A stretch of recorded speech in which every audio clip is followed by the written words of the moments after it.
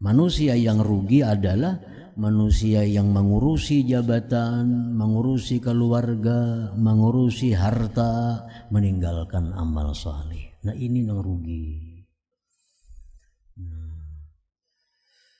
Ini yang rugi.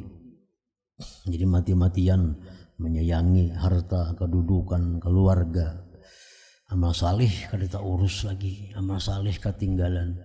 Padahal nang bujur-bujur membantu kita kaina di akhirat, mulai dalam kubur sudah kelihatan itu adalah amal saleh.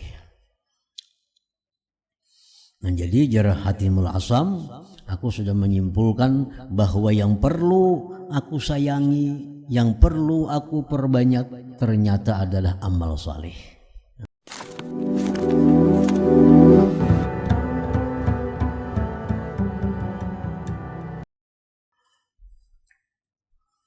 Bismillahirrahmanirrahim. Alhamdulillahirabbil alamin. Wa bihi nasta'in ala umuri dunya waddin. Wassalatu wassalamu ala asyrafil anbiya wal mursalin sayyidina maulana Muhammadin wa ala alihi wa sahbihi ajma'in. 8 wasiat Hatimul Asam rahimahullahu ta'ala. Hatimul Asam adalah seorang waliullah yang berasal dari negeri Khurasan. Nah, Khurasan itu Iran.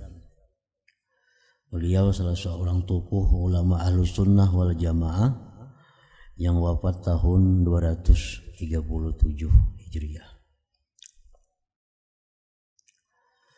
Wahai anakku yang tercinta, Imam Hatimul Asam pernah ditanya oleh gurunya Imam Syakik Al-Balkhi rahimahumallahu ta'ala. Ujar gurunya, engkau telah belajar daripadaku selama 30 tahun lamanya. Maka apakah ilmu yang telah engkau dapatkan daripadaku, wahai Hatimul Asam? Hatimul Asam menjawab, aku telah dapat menghasilkan 8 faidah daripada segala yang aku pelajari. Pada himmahku 8 faidah ini sudah memada untukku, sudah cukup untukku. Karena aku mengharapkan padanya keselamatan dan kesejahteraanku pada hari kiamat nanti.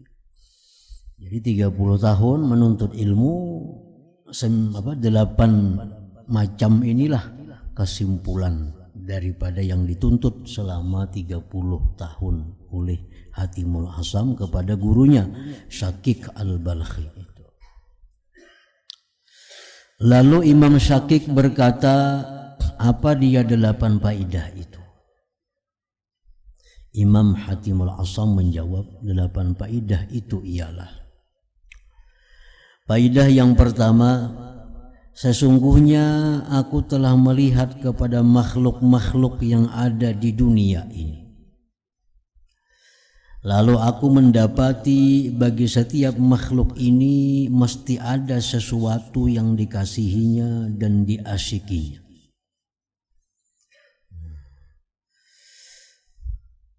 Aku melihat makhluk Allah, lalu setiap makhluk itu ada mempunyai sesuatu yang dikasihi, ada sesuatu yang dicintai. Itu setiap makhluk aku lihat pasti ada yang disayanginya, ada yang dicintainya. Dan aku melihat pula bahwa ada sebagian daripada sesuatu yang dikasihi itu hanya menemani kekasihnya sehingga sampai ia sakit saja. Kekasih yang kita kasihi ternyata dia mau menemani kita hanya sampai kita sakit. Nah, begitu kita sakit, ini sudah kada mau lagi mengawani kita. Nah, ini contohnya adalah kedudukan atau pangkat atau jabatan. Nah, bila kita sudah sakit, kita kada kawa apa-apa lagi, diganti orang kita. Kada kawa fungsi lagi. Jabatan apakah itu? Kalau kita sudah kada kawa apa-apa lagi, sakit, maka otomatis orang perlu kita kada kawa melayani. Nah, diganti orang.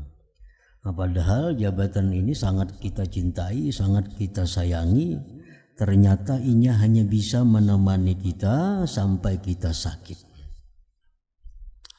Begitu sakit, jabatan diambil orang. Dan ada pula yang senantiasa menemaninya sehingga ke dalam kubur. Ada pula kekasih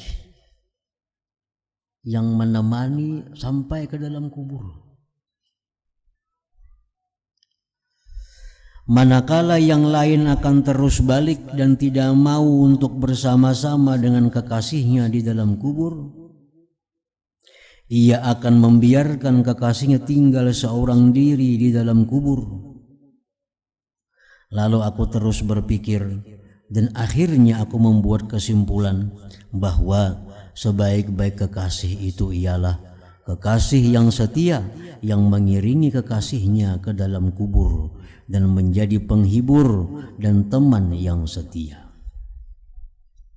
Dan tidak ada kekasih yang bersedia untuk berbuat demikian selain daripada amalan saleh.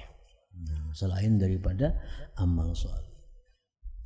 Jadi harta yang kita cintai, yang kita sayangi, kada kawa masuk ke dalam kubur.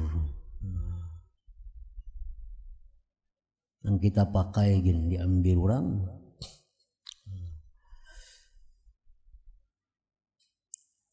Keluarga jelas sudah kada mau masuk ke dalam kubur juga mengawani.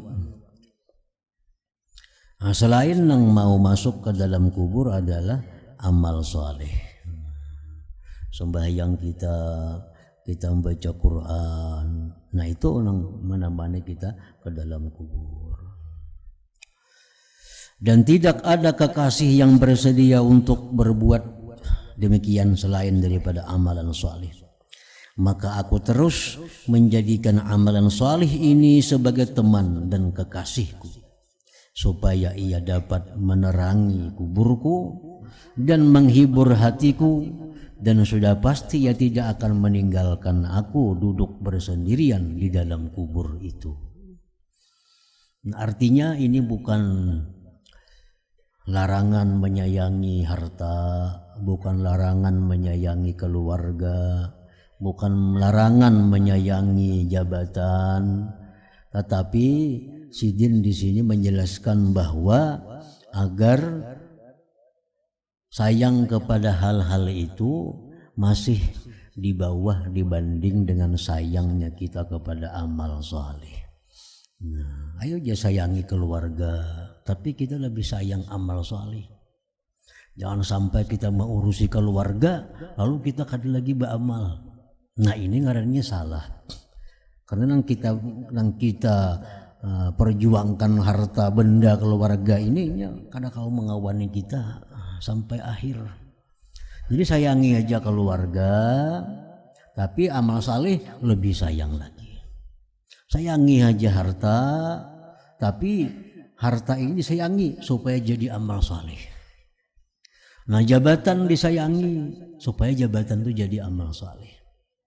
Manusia yang rugi adalah manusia yang mengurusi jabatan, mengurusi keluarga, mengurusi harta, meninggalkan amal saleh. Nah, ini yang rugi. Ini yang rugi. Jadi mati-matian menyayangi harta, kedudukan, keluarga. Amal saleh kada tak urus lagi, amal saleh ketinggalan. Padahal nang bujur-bujur membantu kita kena di akhirat, mulai dalam kubur sudah kelihatan itu adalah amal saleh. Nah, jadi jarah Hatimul Asam, aku sudah menyimpulkan bahwa yang perlu aku sayangi, yang perlu aku perbanyak ternyata adalah amal saleh, bukan yang lain itu.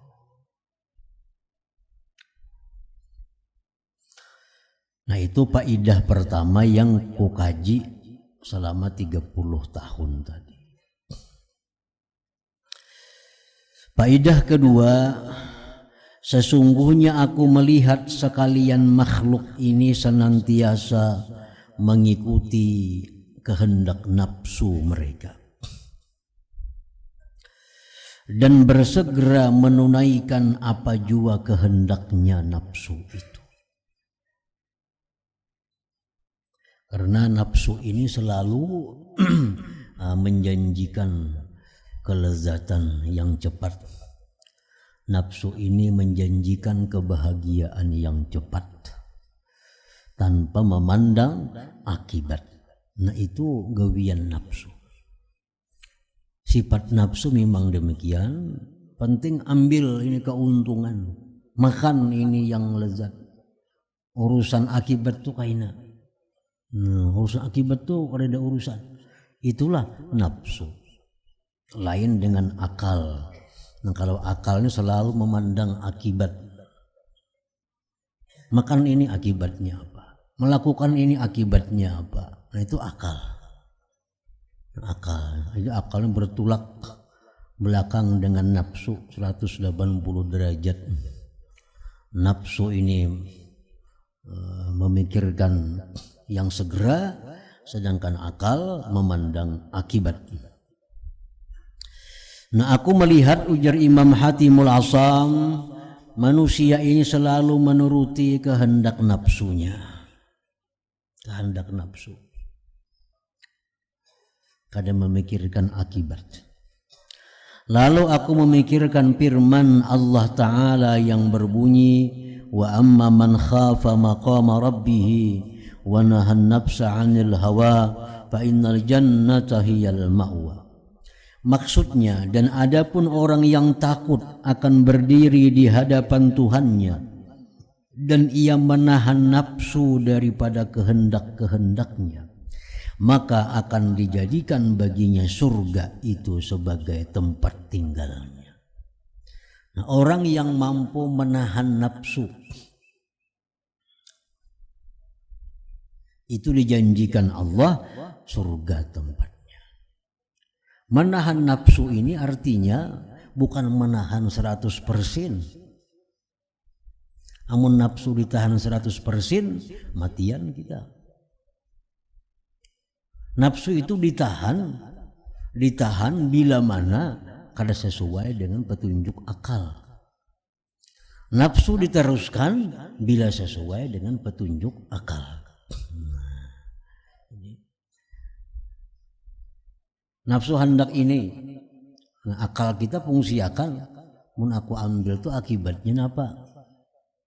Oh, akibatnya bagus, bisa bagus. Akibatnya ini itu kebaikan.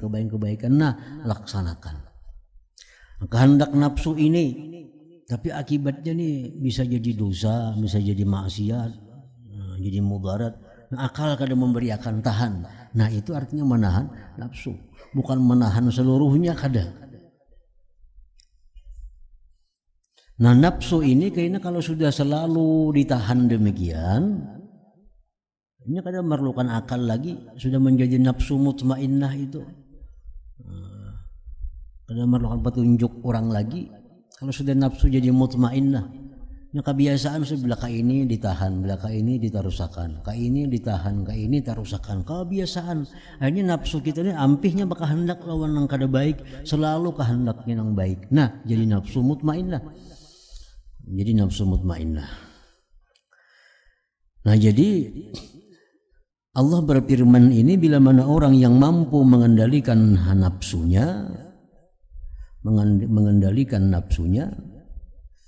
maka dijadikanlah surga sebagai tempat tinggalnya. Daripada pemikiranku, ujar Imam Hatimul Asam tadi, terhadap ayat ini maka timbul satu keyakinan di dalam hatiku bahwa Al-Quran itu adalah benar. Dan nafsu itu mesti dimusuhi. Lalu aku pun menjadikannya sebagai musuh dan aku berjuang untuk menentangnya.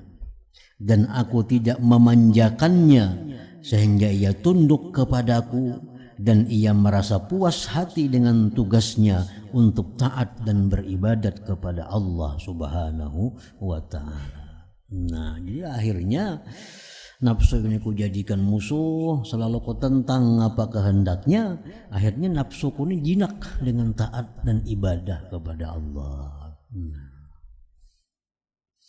Nah, jadi artinya kesimpulan yang kedua yang didapat selama sekian tahun tadi bahwa adalah menahan kehendak nafsu, jangan selalu dituruti.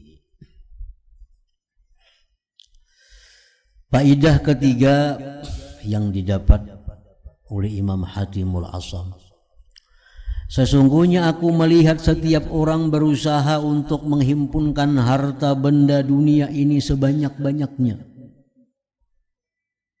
Kemudian lalu ia menahannya dan tidak mau mendermakannya. Lalu aku memikirkan akan firman Allah Ta'ala yang berbunyi, ma'indakum yanfat wa ma'indallahi baq. Maksudnya apa yang ada di sisimu akan habis dan pahala yang ada di sisi Allah itu adalah kekal. Lalu aku pun terus suka mengorbankan apa jua yang aku dapatkan daripada harta benda dunia, dan aku suka membahagikannya di kalangan fakir dan miskin supaya harta benda itu menjadi pahala yang tersimpan di sisi Allah Subhanahu wa ta'ala.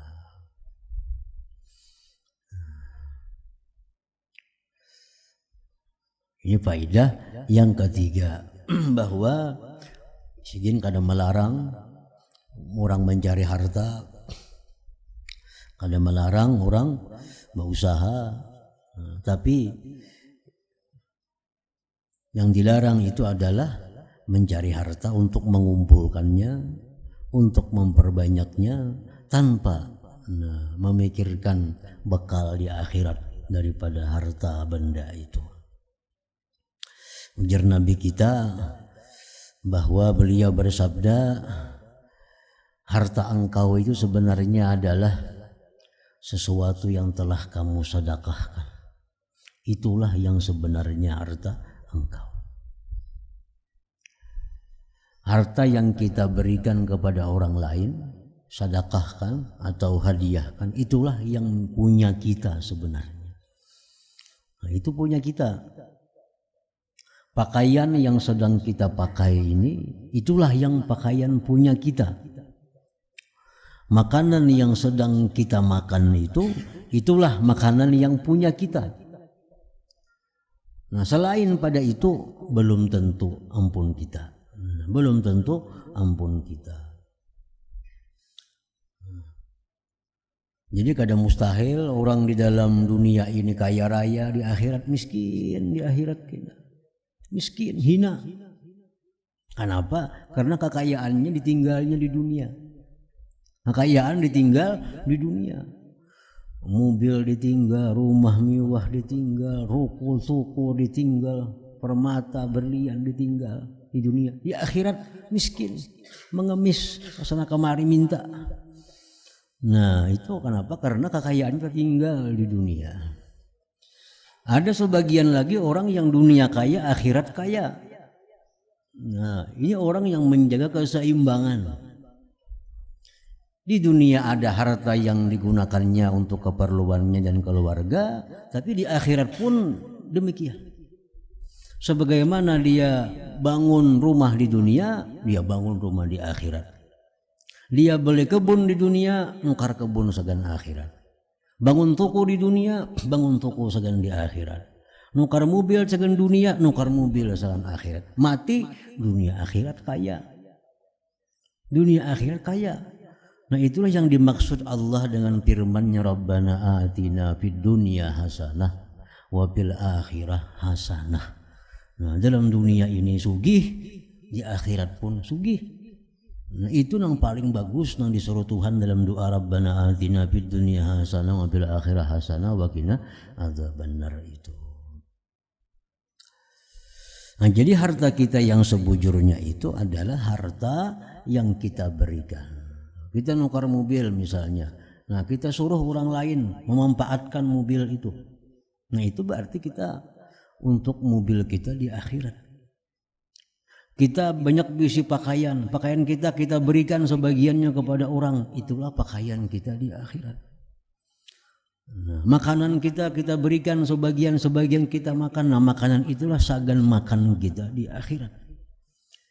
Nah, jadi orang ini dunianya nyaman, akhiratnya pun nyaman. Nah, kasihan itu di dunia miskin, di akhirat fakir.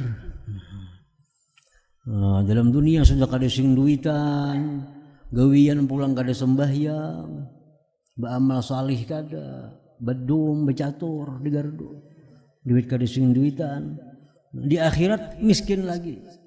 Ini paling jahat manusia. Jahat manusia. Paling rendah manusia kedudukannya. Jadi setelah aku berpikir bahwa yang di sisi Allah itulah yang abadi, maka aku, ujar Imam Hatim Al-Asam, memberikan sebagian hartaku untuk orang-orang yang memerlukan, sagan bekal aku di akhirat. Faidah yang keempat, sesungguhnya aku melihat sebagian daripada makhluk ini ada yang menyangka bahwa kemuliaan dan keagungan itu adalah terletak pada banyaknya kaum dan pengikut. Lalu ia tertipu dengan cara berpikirnya ini. Dan ada pula sebagian daripada mereka yang menyangka bahwa kemuliaan dan keagungan itu terletak pada banyaknya harta benda dan anak buah. Lalu ia merasa sombong dengan yang demikian itu. Bahkan ada pula yang menyangka bahwa kemuliaan dan keagungan itu dari kemampuan merampas hak orang lain dan menzalimi mereka serta menumpahkan darah mereka. Dan ada juga yang menyangka bahwa kemuliaan dan keagungan itu dari sebab banyak membuang-buang harta dan melakukan perbuatan mubazir dan keterlaluan dalam berbelanja. Lalu aku memikirkan firman Allah Ta'ala yang berbunyi, Inna akramakum indallahi atqakum. Maksudnya sesungguhnya orang yang paling mulia di sisi Allah Ta'ala itu ialah orang yang paling tinggi ketakwaannya. Maka aku pun memilih jalan takwa untuk mendapatkan kemuliaan. Dan aku yakin dengan sepenuh hati bahwa apa yang disebutkan di dalam Al-Quran itu benar. Dan sangkaan-sangkaan mereka yang saya sebutkan tadi semua adalah batil dan palsu belaka. Orang yang menganggap bila aku sugih aku dimuliakan orang, bila aku berpangkat aku dimuliakan orang, bila aku jagau aku dimuliakan orang. Nah, itu adalah sangkaan-sangkaan yang palsu. Sangkaan yang palsu. Yang benar itu adalah bila mana takwa. Nah, bila mana takwa itu manusia akan menjadi mulia. Karena Allah sudah menyatakan demikian dalam Al-Quran, Inna akramakum indallahi atqakum. Maka aku pilihlah jalan takwa untuk menjadikan diriku ini orang yang mulia.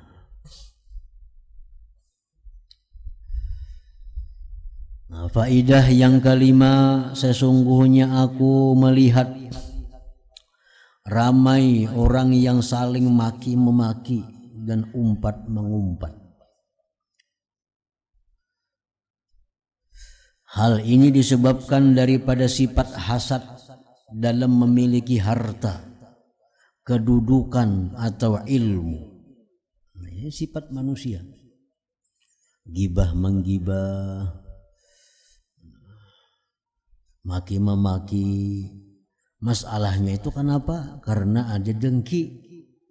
Nah, apa yang didengkiakan itu bisa harta, bisa kedudukan, bisa ilmu.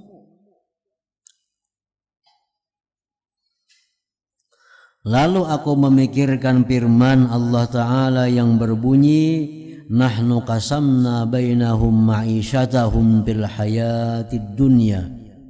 Maksudnya, dan sesungguhnya kamilah yang membahagikan segala sumber kehidupan mereka di atas dunia ini.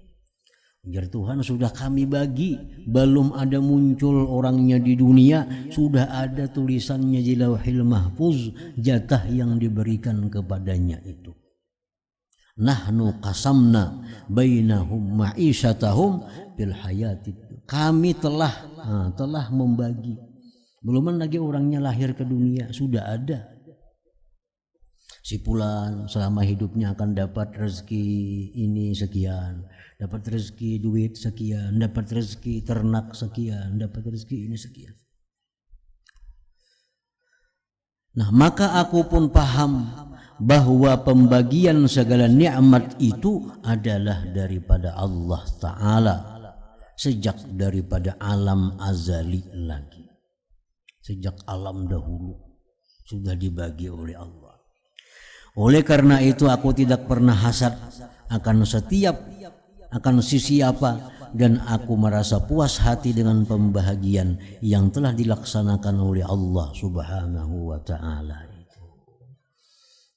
Kada ada gunanya, kada ada untungnya orang yang dengki itu, karena ini kada akan bisa melawan apa yang sudah diputuskan oleh Allah Subhanahu wa Ta'ala.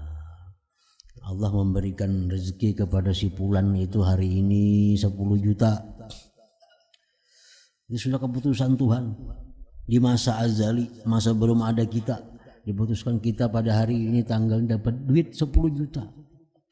Kayak apa aja orang menghalangi, kayak apa aja orang mahiri, dengki, kada akan bisa.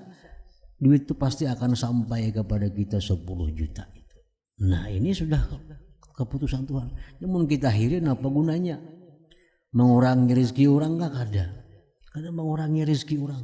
Bahkan orang bertambah dapat pahala mun kita hiriin itu. Mana dapat duit dapat pahala pulang inya.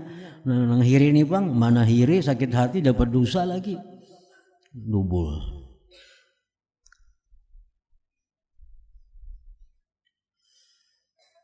Nah, jadi oleh karena itu Jasidin, aku paham bahwa segala nikmat itu adalah daripada Allah Ta'ala sejak daripada alam azali lagi.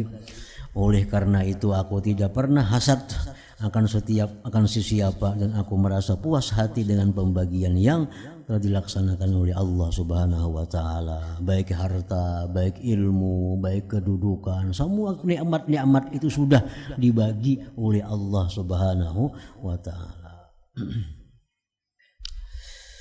Faedah yang keenam, sesungguhnya aku melihat manusia ini satu sama lain saling bermusuh-musuhan karena ada suatu tujuan atau suatu sebab.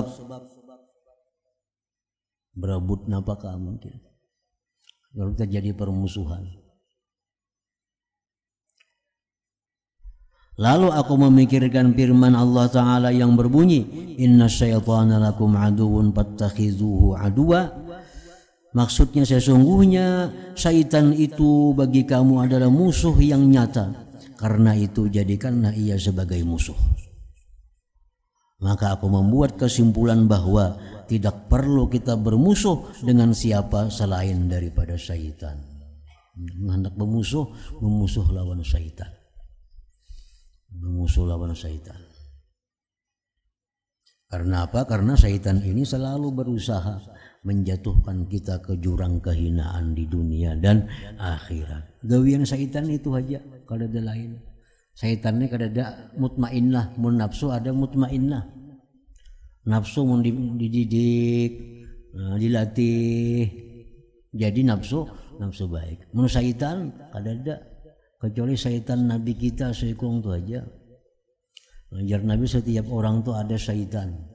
Ya sahabat, engkau pang wahai Rasulullah, aku dan Nabi ada juga syaitan, walakin aslam, tapi syaitannya tunduk dengan aku. Yang lain artinya kada ada tunduknya. Dan pada Nabi syaitan itu kada ada tunduk, selalunya berusaha untuk menggugurkan kita.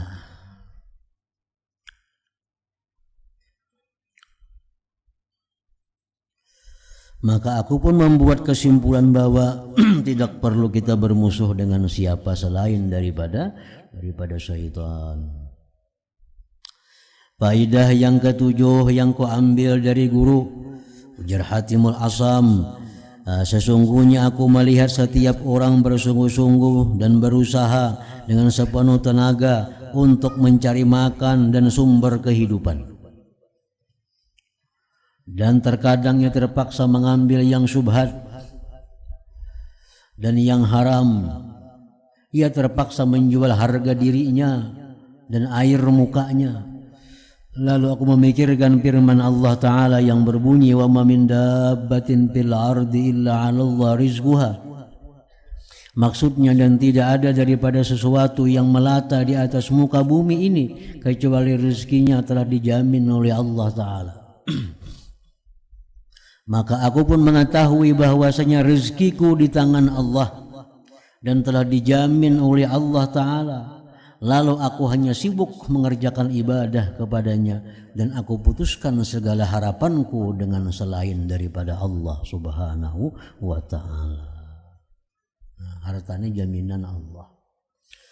Nah, dikisahkan dalam sebuah kisah, Hatimul Asam ini orangnya kada kaya, bahkan tergolong miskin. Nah, satu hari beliau ini hendak naik haji, anak banyak, kakawanan sidin bawa naik haji. Di sini kayaknya aku bepadah lawan anak biniku, bepadah lawan anak, kumpul anak bini aku anak naik haji tahun ini. 4 rombongan orang tuh, 4 rombongan kampung sini aku anak naik haji. Ujar nang bini, jarna anak mun pian naik haji mana ongkosnya? Ongkosnya mana? Meninggali kami mana? Sekian di rumah kan naik haji beberapa waktu lawas pakai unta dari Iran ke Saudi itu ke Makkah. Jadi jarna bini paraya atulak. Banyak kelaparan kami tinggalkan. Ya anak nangganal kayak itu juga. Kita rumah sudah jauh pada orang di sini. Pun pian tulak siapa nang perhatiakan di sini? Ada seorang perempuan nang halus, anak nang paling bungsu. Uji anak perempuan nang paling halus ini, ayo bahaya pian tulak. Allah aja menjaga akan kami sini gina. Kami makan gak kadakah, begitu Tuhan ada aja, kadang mungkin Tuhan akan membiarkan kami kelaparan di sini. Jadi bingung nang mama, bingung nang anak maratnya halus ini artinya. Hatimul Asam ini anakku ini makrifat lawan Tuhan yang paling halus nih. Dan ini nang kuturuti, pendapat ini nang kuturuti. Nah, jadi Hatimul Asam berangkat 4 rombongan. Basa ngokada, bekal apa kadada juga. Rumah ditinggalkan demikian. Berangkatlah Hatimul Asam menuju Makkatul Mukarramah. Nah, beberapa hari di rumah nih, sekadar ditinggali. Nah, habis bahan makan, habis apa habis. Sudah mulai kelaparan di rumah ini. Nah, pada suatu malam ada seorang amir. Kita amir itu kayak di sini gubernur lah, amir itu. Sasat kehilangan kawan-kawannya sewaktu berburu. Nah, amir ini lawan rombongan ini berburu. Tapi isah malam itu.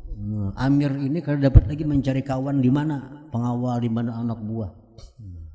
Sehingga si Amir ini kehausan, kelaparan. Ada rumah bertemuan, mesti rumah halus sebuah. Nah, dikatuk rumah itu. Ya Amir, adakah makanan? Kami bikin kelaparan di sini di rumah sini. Ya Amir, banyu bang, ada banyu banyak. Nah, minum ya Amir, minum. Kada tahu pada Amir nih, pada gubernur kada tahu. Minum. Mana abahnya ini, kisahkannya abahnya naik haji ini. Nah, Amirnya sudah minum. Lalu Amir ini nang pengawal ini abut cuma mencari kemana si gubernurnya kada ada. Akhirnya bertemuan di rumah situ. Bertemuan si Amir bahwa orangnya kelaparan, kehausan di rumah si Hatimul Asam tadi. Nah, sekian puluh pengawal ini disuruh Amir semuaan agar meninggalkan pakaiannya, perhiasannya semuaan, makanannya diberikan segan ampun rumah itu. Ini Amir menolong aku, nah aku kehausan nih di rumah sini ada banyu. Yona ikam ada galang, ada macam-macam itu semuaan makanan tinggal di rumah sini. Nah, kita berangkat melanjutkan perjalanan kita. Nah, jadi makanan ditinggal semuaan di rumah Hatimul Asam tadi, sampai datang Hatimul Asam makanan tadi masih ada lagi. Nah, peninggalan si Amir dan pengawal-pengawalnya tadi.